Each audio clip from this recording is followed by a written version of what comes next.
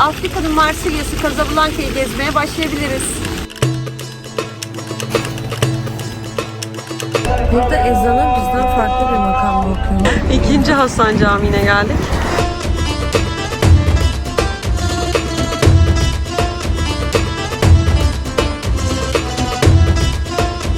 Biz hazır dolaşırken ben size Casablanca ile ilgili bazı bilgiler vereyim. Biz şimdi Büyücüler Tapınağı denilen bir yere gidiyoruz. Çok da güvenli bir yer değilmiş ama ben hafif bir tırstım da. Biz tekrar camiye geri döndük çünkü ben çantamı kaybettim. Böyle bayağı pazarlarındayız burada. Biz çok güzel bir gün batımı izlemeye gidiyoruz. Bakar mısınız ya?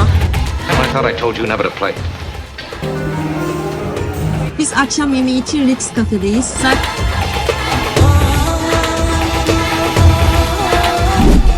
Selam, ben Aybüke. Kanalıma hoş geldiniz. Biz Sabiha Gökçen'deyiz. Sizin için yeni bir rota oluşturduk. Bu sefer Kuzey Afrika'ya gidiyoruz. Fas'tan başlayan seyahatimiz Tunus'ta devam edecek. Bakalım bizi neler bekliyor.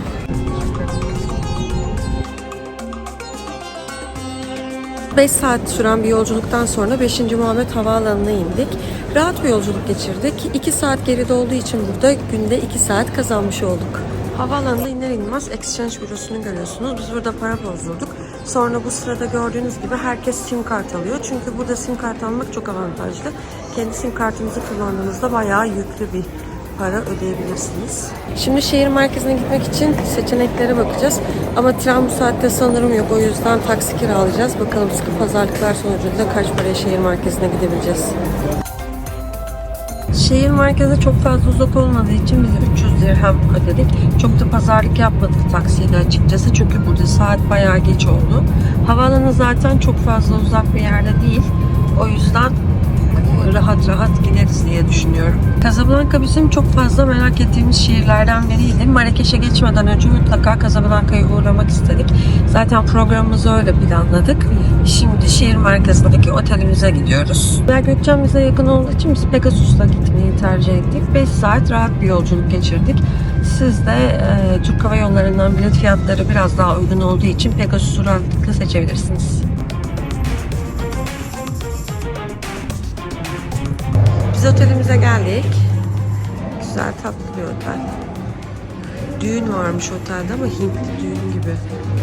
Enteresan bir müzik var. Belki düğüne katılırız. Düğün private olduğu için biz katılamıyoruz. Ama aradan baktım.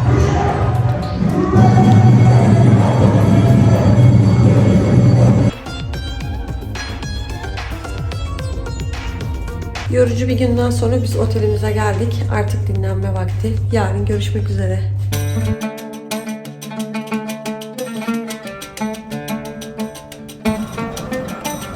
Günaydın. Etnik kıyafetlerimizi giydiğimize göre Doğu ile Batı'nın muhteşem şekilde sentezlendiği Afrika'nın Marsilya'sı Casablanca'yı gezmeye başlayabiliriz.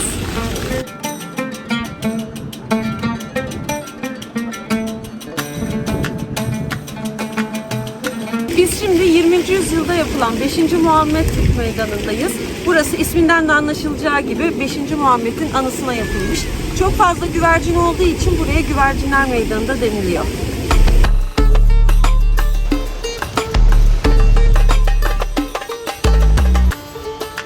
Şimdi Casablanca sokaklarında dolaşmaya başladık. Evet, katedrale gidiyoruz önce.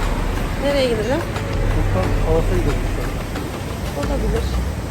Hangisi daha yakın? Direkt Hasan Camii'nden başlamak istemedik. Çünkü namaz saatlerinde açılıyor orası. O yüzden rahat rahat dolaşalım dedik ilk önce. Hava bayağı sıcak burada. Böyle ifil ifil giyindik ama yine de sıcak.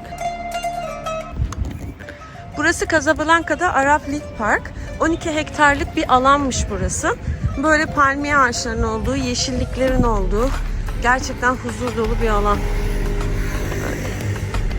Çok tatlı. Palmiye ağaçları benim hayatımda en sevdiğim ağaçlardan biri olduğu için kendimi inanılmaz huzurlu hissediyorum. Bu da böyle parkın iç kısmı. Bak içeri giriyorsun. Evet.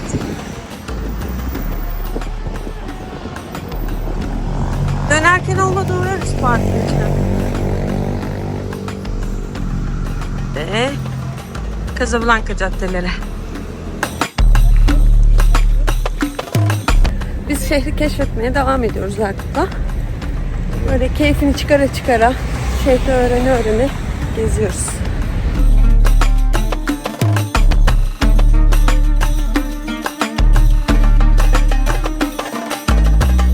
Burada öğlen olmak üzere. Biz Fas'ın arka sokaklarından yürümeye başladık yine. Böyle görüyorsunuz. Saraya doğru gidiyoruz. Böyle caddelerde böyle bayraklı caddeler görmeye başladık tırmanırken. Burada da motosikletler bayağı hakim caddelere. Her yerde fazlasıyla motosiklet gürültüsü var. Biz daha bahsedilen o karmaşık trafiğe denk gelmedik. Gayet kurallara düzgün bir şekilde devam ediyorlar. Bilmiyorum Casablanca'ya mı özgü ama şu ana kadar bir problem yaşamadık biz. Biz bir Japon tur otobüsünün peşine takıldık. İndiler. Böyle dolaşıyorlar. Şimdi sarayın o tarafındayız. Saraya girişler yasak. İnanılmaz derecede korunuyor. O yüzden her yerde bir polis var. Fotoğraf bile çektirmiyorlar. Şimdi biz turistlerin peşine takıldık. Böyle dolaşıyoruz.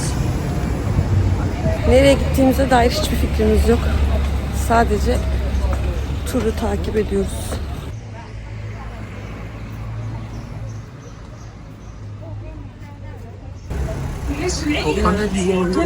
Evet, daha böyle çarşı. Daha uygun fiyatlar olabilir. Evet, toptancı gibi zaten. Toplu şeyler var. Böyle kapalı çarşı gibi bir yere geldik. Soğuk deniyor bunların çarşılarına.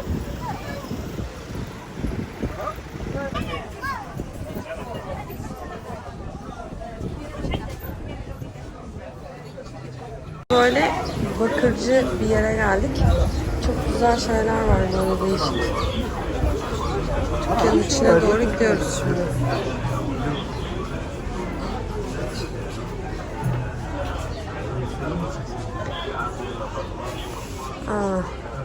Burada daha fazla çeşitleri var. Ondan getirdi. Bak. Çok güzeller yalnız. İşte böyle parfümcü. Evet. Biz pazarla dolaşmaya devam ediyoruz. Küçük bir pazar bu. Asıl büyük Medine'deki soğuklardan değil. Kendimize bir tane güzel el yapımı bir maske aldık. Biblo aldık. Alışverişe öyle başladık bakalım.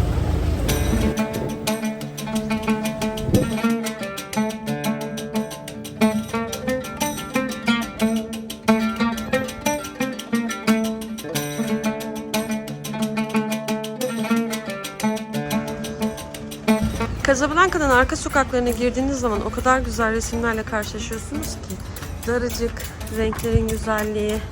Keşke arabalar olmasaymış diyoruz ama yine de muhteşem. Bakın. Bir de bu rengi biz Dubai'de görmüştük. Biz şimdi Hasan Camii'ne gidiyoruz. O yüzden taksiye bindik buradan. Çünkü inanılmaz sıcak burası. Yani o kadar uzun mesafe yürüyebilecek durumu yok. En azından bizim yok. Ne kadar anlaştık? 100 dirham diye dedik. Sonra 50 dirham anlaştık. Daha fazla pazarlık yapılabilir mutlaka ama çok fazla pazarlık yeteneğim yok benim. Burada ezanı bizden farklı bir makamla okuyorlar. O yüzden ilk duyduğunuzda böyle enteresan geliyor. Farklı, bayağı farklı. Duyuyorsunuz. Şu an trafik çok sıkışık burada ve taksi şoförü lastiğin yarısını kaldırımın üzerinden çıkararak trafiği yara gidiyor. Türkiye'de bunu yap bakalım insana ne yapıyorlar. Şimdi biz Hasan II Camii'ne geldik. Hasan II Camii. İkinci Hasan Camii'ne geldik. Gördüğünüz gibi inanılmaz büyük bir yer. Ve çok büyüleyici.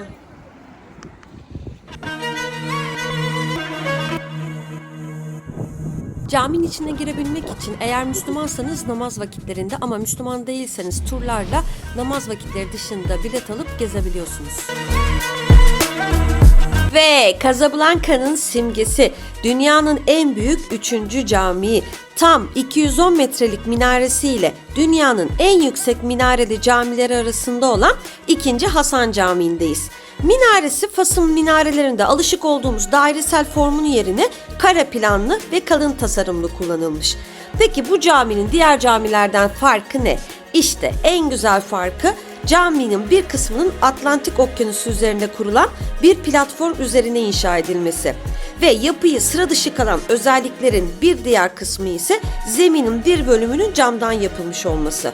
Okyanusun üzerinde ibadet edilen bu bölüm kraliyet kullanımı dışında maalesef ki ziyarete kapalı. Fas Kralı 2. Hasan'ın 60. doğum günü için 1989 yılında tamamlanması planlanmış. Fakat maalesef ki caminin yapımı 1993 yılına kadar sürmüş. Bu caminin içerisinde 25 bin, dışarısında da tam 80 bin kişinin ibadet etmesiyle toplam 105 bin kişi bu camide ibadet edebiliyor. Bu gördüğünüz zeli geçinileriyle süslenen sütunlar benim en favori yerlerimden oldu.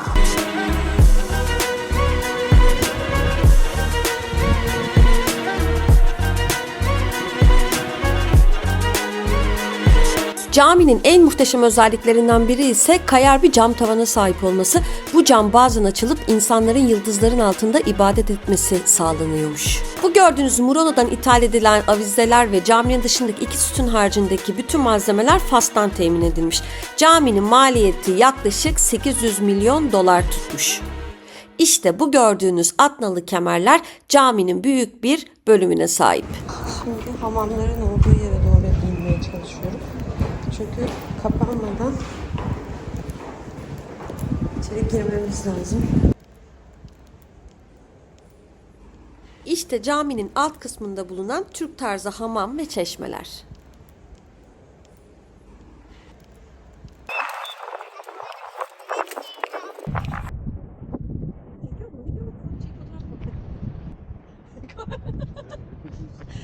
Burası da caminin arka görünüşü. Atlas Okyanusu'nun kıyısında olduğunu söylemiştim. Burası da okyanus. Şöyle görebilirsiniz. Okyanusa doğru geldik. Bakalım caminin arka tarafları nasılmış. Nasıl? Çok dalgalıymış zaten.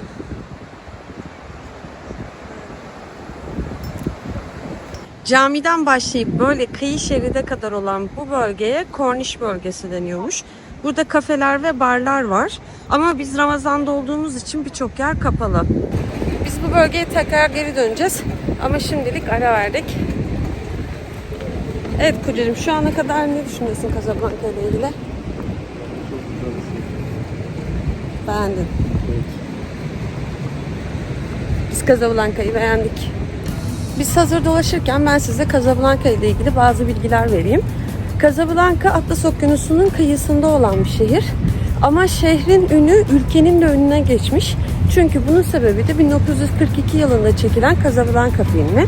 Aslında burada çekilmemesine rağmen şehri o kadar güzel tanıtmış ki Casablanca dendiğinde herkesin aklına Fas değil de film geliyor. Burası 12. yüzyılda Berberlerin köyü olan Anfa'ymış.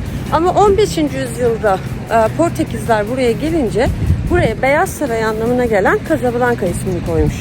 1755 yılında şehirde çok büyük bir deprem meydana gelmiş ve şehir boşaltılmış. Daha sonra 18. yüzyılda Sultan Sidi Muhammed bin Abdullah tarafından şehir tekrar inşa edilmiş ve şehre geri dönülmüş. 1907 yılında Fransızlar burayı işgal ediyorlar ve 1956 yılında bağımsızlıklarını kazanana kadar Fransız sömürgesi oluyorlar. Zaten Arapçadan çok ülkede Fransızca hakim ve binalara baktığınız zaman zaten Fransa etkisinde fazlasıyla kaldığını görebiliyorsunuz. Fas'ın siyasi başkenti Rabat olmasına rağmen ekonomi ve ticari merkezi Casablanca. Çünkü burası bir liman kenti. Afrika'nın sanırım ikinci büyük liman kenti burası. Ayrıca dünyanın en büyük suni limanlarından da biriymiş Casablanca. Casablanca.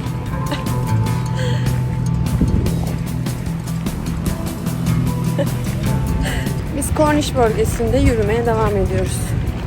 Hava sıcak ama böyle kavurucu bir sıcak değil. Aslında tam öğle vakti. Sabah bayağı korkmuştum çok sıcak olacak diye ama şu ana kadar herhangi bir problemle karşılaşmadık. Gördüğünüz gibi caminin minaresi şehrin her yerinden gözüküyor. Zaten ondan büyük bina inşa edilmesine izin verilmiyormuş.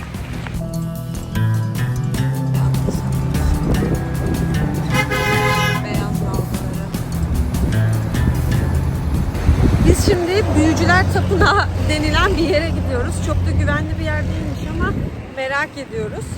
Bakalım. Evet. Bayağı orijinal bir yer. Böyle kayalıkların üzerine kurulmuş burası. Büyücüler Tapınağı olarak diye de geçiyor ama Ramazan'dan önce çok kalabalık oluyormuş. İşte burada dilek dilemek isteyenler, çocuğu olmayanlar buraya geliyorlarmış, dilek diliyorlarmış. Şimdi Ramazan olduğu için çok da kalabalık değil ama valla okuduğuma göre içinde gerçekten küçük küçük büyüler yapan büyücüler varmış. Bakalım girebilecek miyiz? Ben hafif bir tırstım da. Pek tekin bir yer gibi durmuyor. İnsanlar ne diyorlar acaba? Bizim bir ufak büyü işimiz vardı. Onu yaptırmaya mı geldik diyorlar. Bilmiyorum. Valla bayağı insanlar var ama göreceğiz. Şu an donuyoruz ama manzaraya bakın. Horozlar falan var yani burada.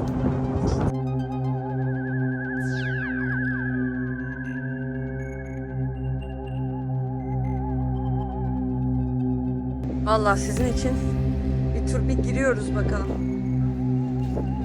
Neyle karşılaşacağız? İnsanların burası fazla özel alanları olduğu için açıkçası daha fazla çekim yapmak istemiyorum. Çocuklar ufak birbirlerine ne yapıyorlar? Yıkıyorlar. Su içiyorlar.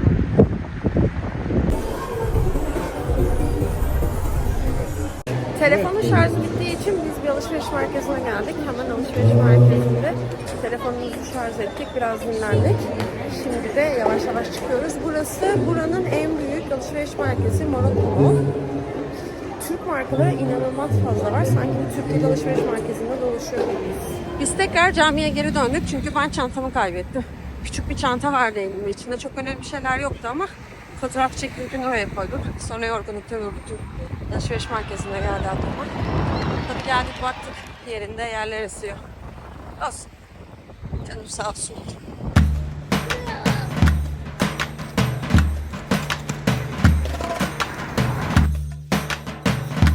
Böyle arka sokaklarla Old Medine'ye doğru çıkmaya çalışıyoruz.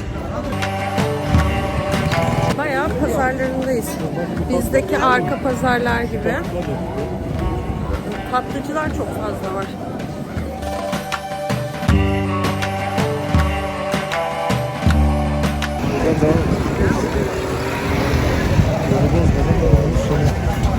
Zaten gezmiş oluyoruz orayı. Tabii canım buraları da merak ediyorum. Biz şimdi Big Pazarı'na geldik. Allah. Her yerde böyle küçük seyyar satıcılar var. Küçük küçük. Değişik şeyler satıyorlar. Sanki ikinci el gibi. Big Pazarlar demek ki böyle oluyor değil mi? Trafikte bahsedilen karmaşa meğer burasıymış. Her yerden her şey çıkabiliyor. Motosiklet, scooter, insan, araba. Devamlı kendini kollamak zorundasın. Baby bizden çok da farklı değiller değil mi pazarlara? Aynı bayağı bizim Bursa'da böyle kapalı çarşının arkasında geziyoruz.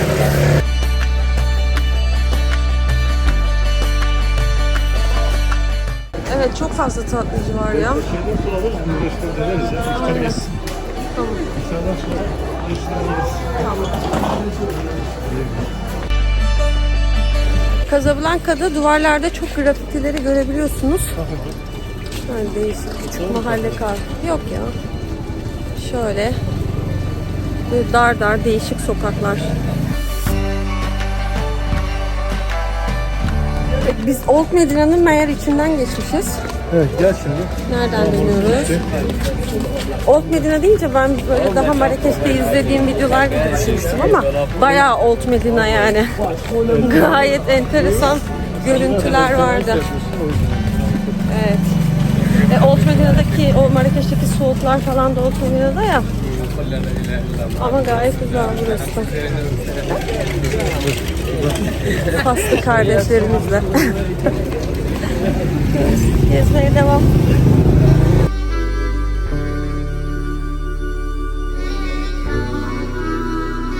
Akşam üzeri muhteşem bir serinlik çöktü.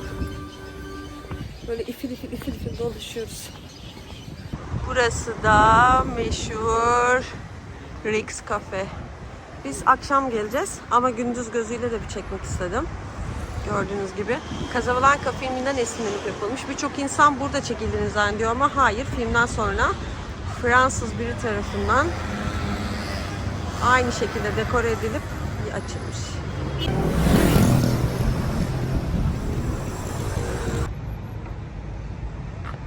Kaktüs bahçesi.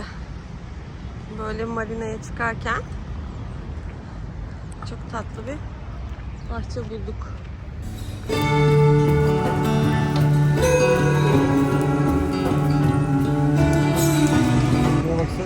Biz çok güzel bir gün batımı izlemeye gidiyoruz.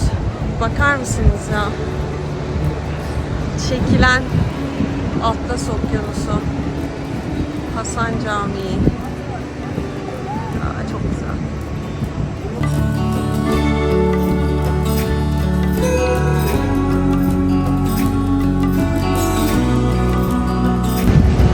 Ve güneş batıyor.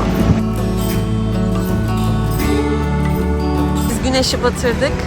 Size akşamki görüntüsünü de göstermek istiyorum caminin. Biz çok etkilendik. Gerçekten bugüne kadar çok güneş batışını izledik. Ama izlediğimiz en güzel manzaralardan biri bu Atlas Okyanusu'nun üzerinde batan güneşti. Evet. Biz yavaş yavaş üzerimizi değiştirmeye gidiyoruz. Çünkü akşam Rix Cafe'de rezervasyonumuz var. Eğer herhangi bir iptal olmadıysa. Sam, I thought I told you never to play.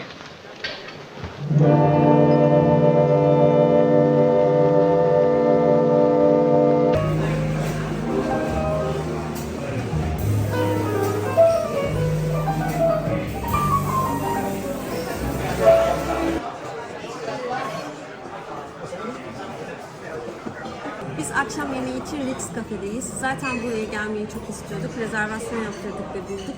İçerisini size detaylıca çekmeye çalışacağım. Bu Rix Cafe'nin menüsü. Fiyatlar içerisine göre çok da böyle uçuk değil. Bizim yemeklerimiz geldi. Erkut'un mutluluğu.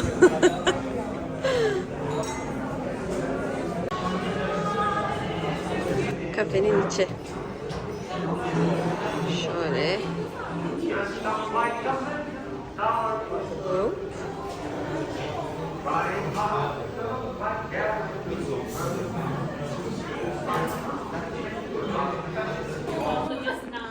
Burası filmde kumar oynatılan ayrı oda. O efekti vermişler. Aynı birebir filmdeki gibi yapmışlar. Zaten Joker Ingrid burada.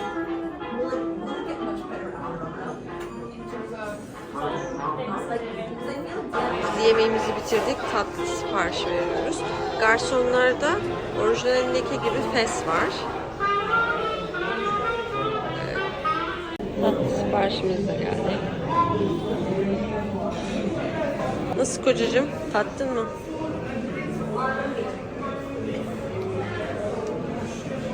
Güzel mi?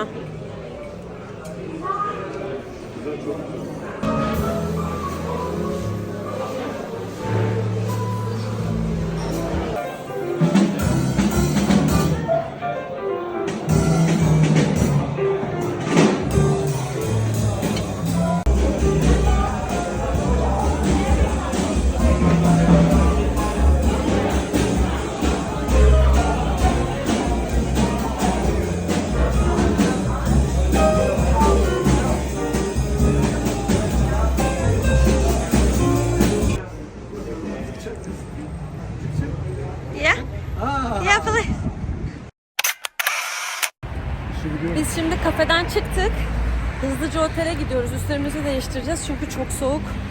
Sivitlerimizi giyip gece dolaşmaya devam edeceğiz. Sivitlerimizi aldık. Dışarı çıkıyoruz. Bakalım biraz akşam pazarı denk gelebilecek miyiz? Gelirsek birkaç bir şey almak istiyoruz. Biz böyle geziyoruz. Bakalım. Daha çok bir şey bulamadık. Bir kafe bulduk oturmak için, dinlenmek için. Burada kafelerde insanlar meydana doğru oturuyor. Yani herkes böyle birini seyrediyormuş gibi oturuyorlar. Baya sizin oturduğunuz yerden devamlı satıcılar geliyor. Size bir şeyler satmaya çalışıyorlar. Mesela şu an şimdi ufak bir çocuk var. Bize cips satmaya çalışıyor. İşte böyle herkes şöyle meydana doğru oturuyor. Kalkalım bebeğim. Kahvemizi içtik. Şimdi biraz daha yürüyüp sonra otelimize geçeceğiz.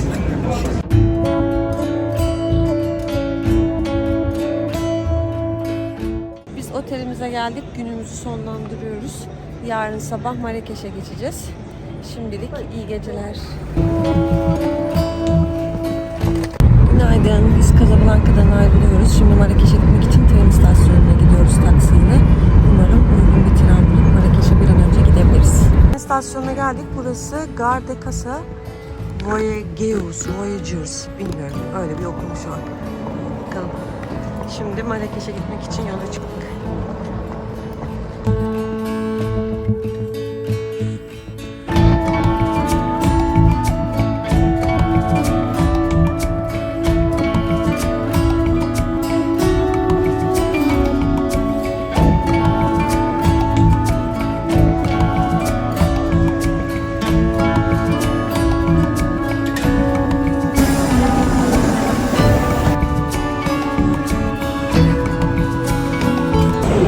Artık Casablanca yolculuğumuz sona erdi. Bizi izlediğiniz için teşekkür ederim. Kanalımı beğenmeyi ve abone olmayı unutmazsanız çok sevinirim. Marrakeş'te görüşmek üzere.